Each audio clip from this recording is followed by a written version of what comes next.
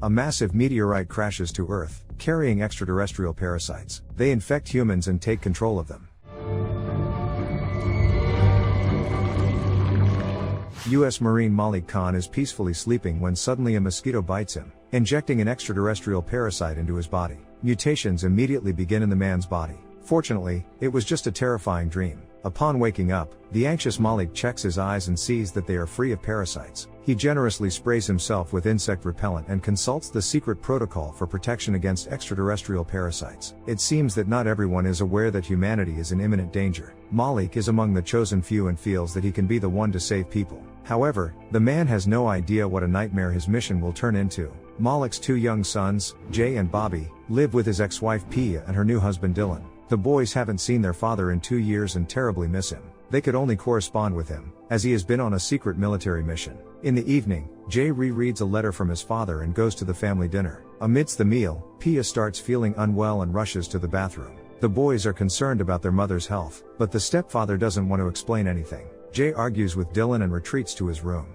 Here, the boy immerses himself in space-themed comics and feels sad. In the middle of the night, a car pulls up to the house. It's Malik, who decided to surprise his sons and came to visit them. He wakes up the boys and embraces them tenderly. Malik loves his children and genuinely misses them. He checks the boys' eyes and, satisfied that they are parasite-free, asks them to quickly get ready for a trip with him. At the same time, Malik doesn't frighten the children and doesn't tell them the truth about the extraterrestrial infection. Without allowing the boys to say goodbye to their mother, Malik quickly takes them to the car. The kids play and are unaware of the seriousness of the situation. Malik playfully says that they are participating in a secret operation and asks the boys to constantly spray themselves with insect repellent. Then Malik gives the children gifts and leaves them alone in the car for a short while. The older boy, Jay, searches through his father's bag and finds secret documents about extraterrestrial parasites that manipulate the consciousness of the victim. The trip continues. When Bobby falls asleep, Jay asks his father what his documents mean. Malik just jokes in response. He is not ready to scare his son with the horrors happening in the world. Suddenly, a police car signals them to stop. Malik urgently asks Jay to hide and interacts with the police officer. The officer behaves too aggressively and suspiciously.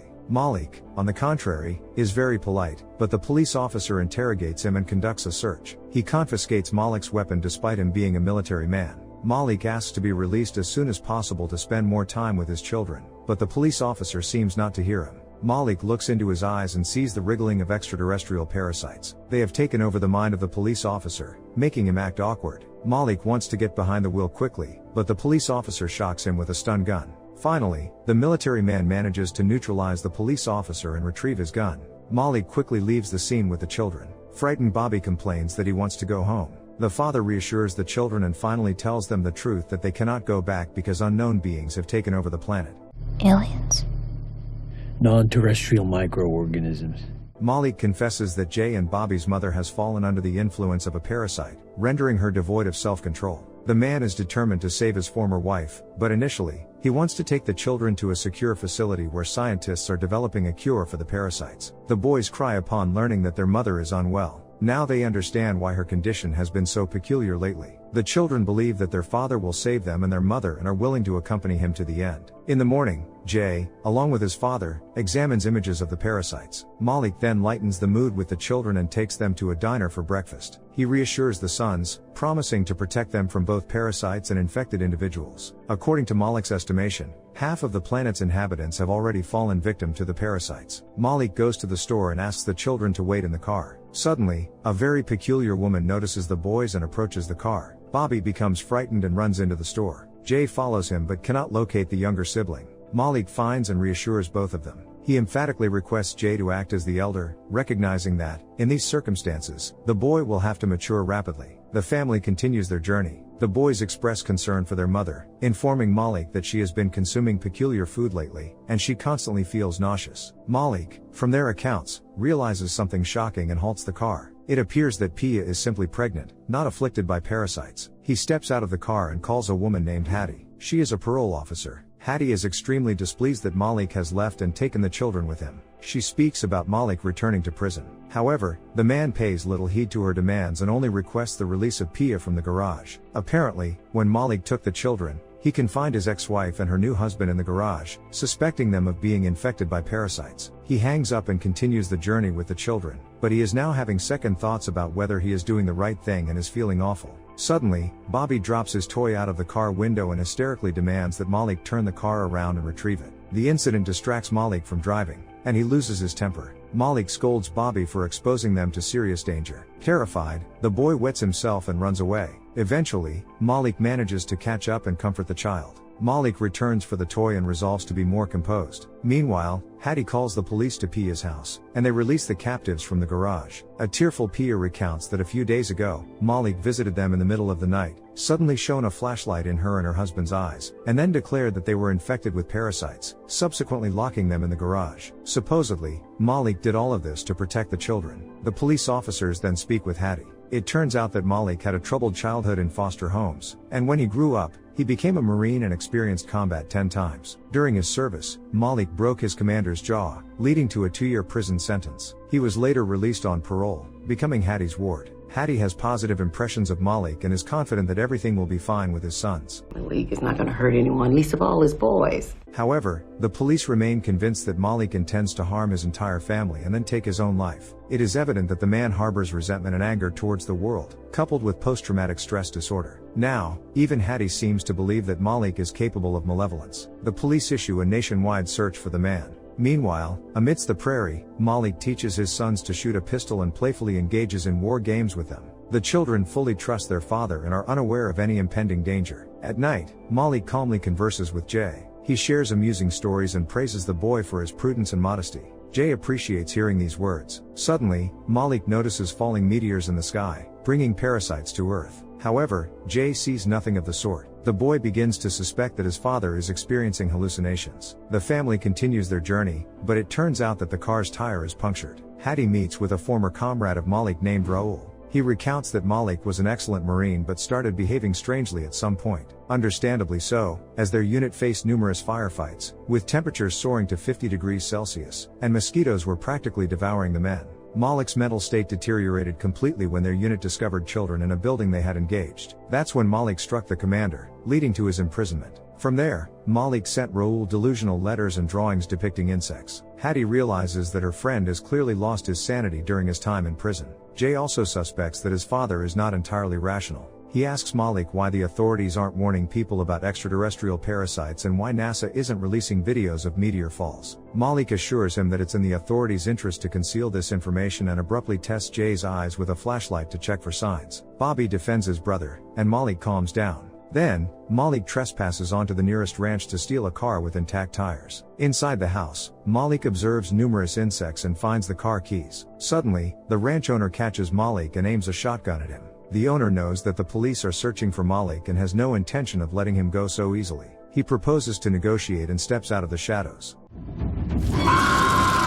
Malik realizes that the ranch owner is infected with parasites and jumps behind the couch. However, the infected individual manages to shoot him. Malik grabs an iron rod and incapacitates the ranch owner. Afterward, he closely inspects the wounded man and realizes that he has a perfectly normal face without any signs of parasites. Meanwhile, Jay finds Malik's phone in the car and calls the last dialed number, hoping it's a base dealing with the extraterrestrials. However, Hattie answers the call. Jay asks her about the aliens and provides an approximate location of him and his brother. Hattie inadvertently reveals that Malik served time in prison. Jay has to hang up as Malik appears in a new car. The family continues their journey, but Malik begins feeling unwell due to the gunshot wound to his abdomen. He briefly teaches Jay on how to drive the car, and the boy takes over the wheel. The family arrives at an abandoned town and settles in one of the houses for the night. In the morning, Hattie informs the police about Jay's call and requests them to be more compassionate towards Malik. Most likely, he doesn't intend to harm the children but is suffering from a mental disorder. The police prepare to search for Malik and reluctantly bring Hattie along.